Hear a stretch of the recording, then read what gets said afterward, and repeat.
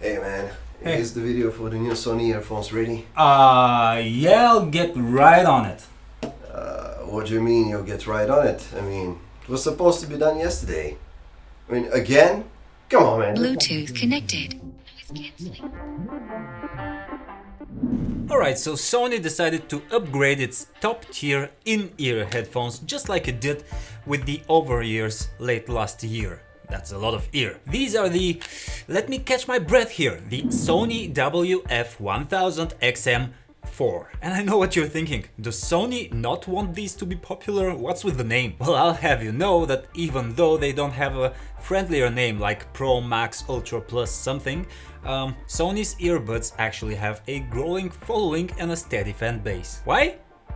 Because they're good. So the XM4s here are the successor to the WF-1000XM3 from a couple of years back, and they do deliver a bunch of worthwhile improvements.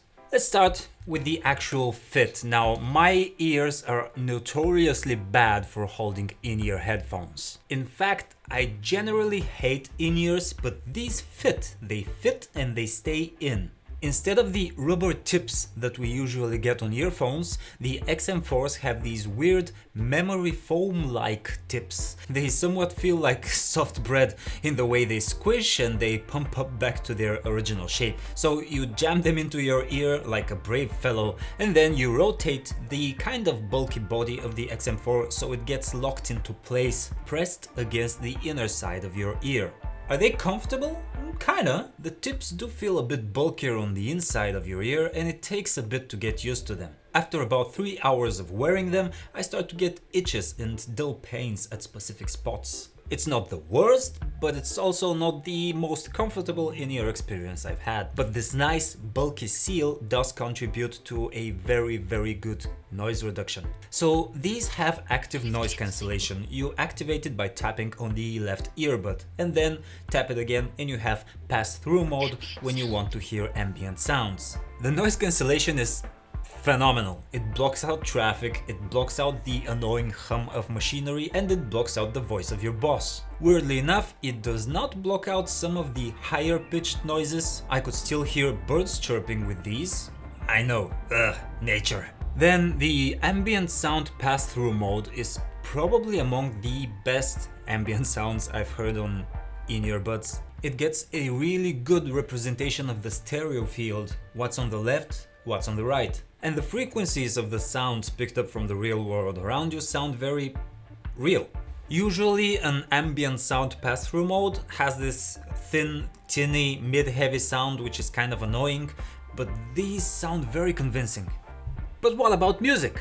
The XM4s come with a new processor inside that Sony calls the Integrated Processor V1. Another DSEE processor, which is Sony technology for upsampling lo-fi tracks, and new 6mm drivers inside the earbuds. By earbud standards, 6mm is pretty big. No, she did not say that! At first when I put these, I was a bit disappointed. Everything sounded dark, a bit muffled, yet a bit too much in your face. Admittedly, the latter is an inherent quality of in-ears. If you want a wide soundstage, go for over-ear headphones. As far as the sound being a bit dark, thankfully, I was able to fix this by using the equalizer in the Sony Headphones Connect app. You definitely need to download this if you have Sony earphones, as it unlocks more features for you. So after some tweaking of the EQ, I can report that these sound great. They're very full, they're very detailed, minimum distortion.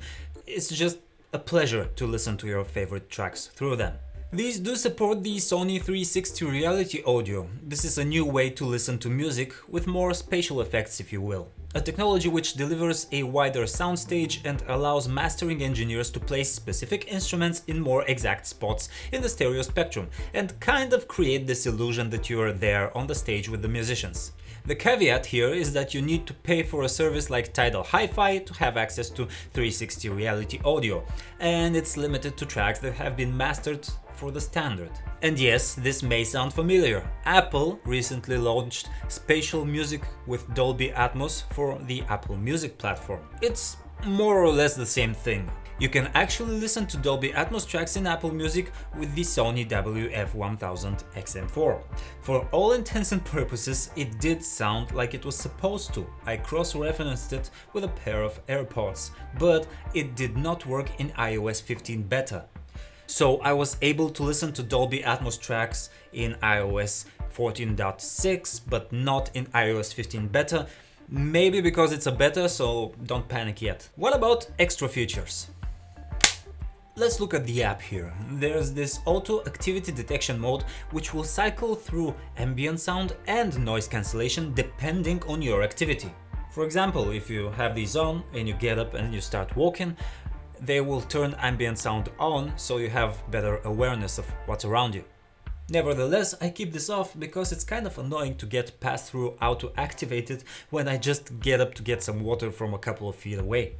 Then there's the speak to chat mode. When the XM4s detect that you're talking, they automatically enable ambient sound pass-through so you could hear a short conversation with somebody. Again, I keep this off because even if I clear my throat or sing along with the song for a bit and it gets activated. There is a sensitivity setting for it, but it's kind of unreliable when you go to the low levels, so why even bother? Then again, I am the type of person who actually takes their earphones off when talking to somebody. What was the word there? Manners. This is the box you get these in. It doesn't look very special, I know, but it's actually made with recycled paper, so props to Sony for actually making sustainable packaging. In reality, you're only going to see this box once and then throw it in a drawer, so yeah, I support this decision. The charging case of the XM4s is kind of small, not the smallest out there compared to something like the AirPods, but it's still easy to stick in a pocket. It's also very light for a barely there feel. It's a very sleek looking case with this matte finish that doesn't reflect and doesn't collect finger grease too much. The charging light is a very nice touch with a muted glow that just complements the overall style very well. Oh, speaking of charging. These last a total of 8 hours on a single charge, then the case holds 2 extra charges for them, so in total you can get 24 hours of listening. Nice! Nice. The case can be topped up either via the USB Type-C port on the back here or simply by plopping it on a Qi wireless charger. Okay, so should you get these or maybe the AirPods Pro or maybe the Galaxy Buds Pro? They're all around the same price bracket, so it's only fair to ask. I have to say, in terms of features, the WF-1000XM4s are a clear winner. Now, I know that I just said that I barely use any of their extra features, but the equalizer alone is a clear win for me. See, Apple's AirPods Pro have no custom equalizer. Yeah, they sound good, they sound Apple good, but if you want a pinch more bass or a bit more mids, you're out of luck. Still, the AirPods Pro win in the put them on and forget about them department. Then the Samsung Galaxy Buds Pro have dual speakers in them and their own equalizer, but I've never been a fan of Samsung's EQ. It just does not react right when I fiddle with the sliders, and I've never been able to dial it in to a point where I'm completely happy.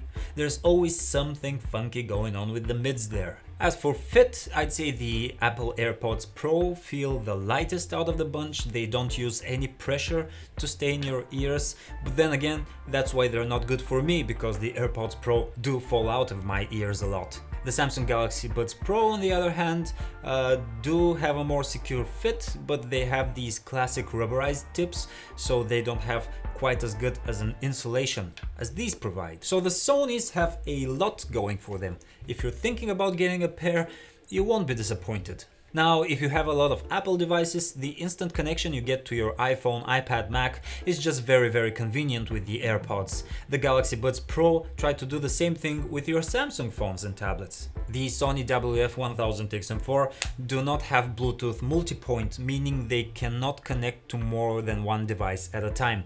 This is a bit disappointing at this price point because other in-ear Bluetooth buds do have this feature at a lower price, so sorry. But the good news is that the Sony XM4s support Google's Fast Pair and Microsoft's Swift Pair.